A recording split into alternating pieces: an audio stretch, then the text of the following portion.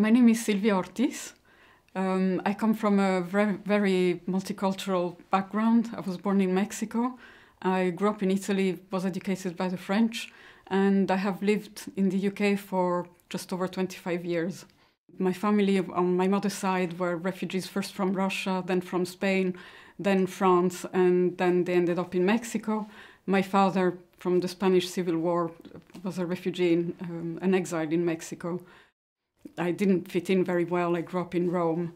And so I decided that I would settle, I would look for a country where I could settle, find a home and find a safe place where I wouldn't feel so precarious.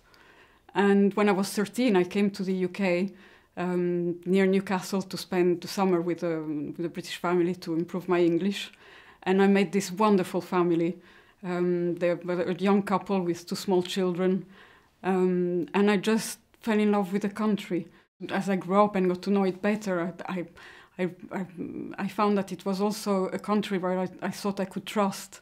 There would be all the checks and balances that would mean that I would be safe, that what happened to my parents could not happen to me.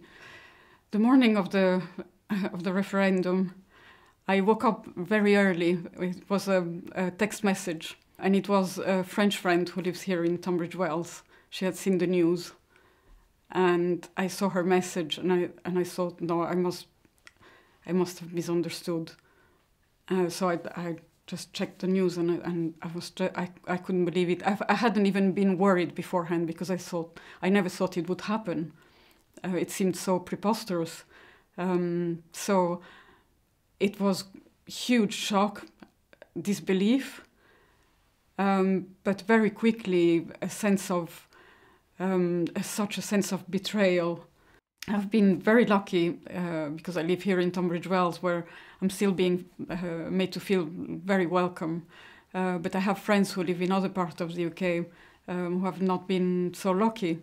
Just the day after the referendum, she arrived in the office and her colleagues started joking, asking her, well, you're still here? You haven't gone home yet? When are you leaving?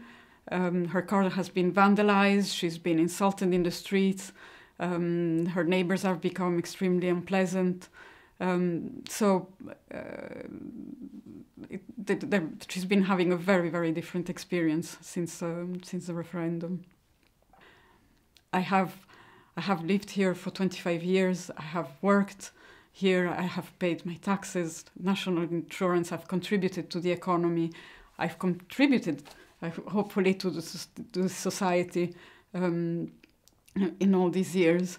And all this doesn't seem to count for anything. I think it's important that the government hears from everybody. If we don't agree, if not everybody agrees with the direction the country is going, now is the time to come out and say it as loudly as possible. And the more of us who do, the better, so that they won't be able to ignore this voice. And certainly the People's March in October is hugely important, I think. We really need to have big numbers there, because that way they won't be able to ignore the voice of their own people.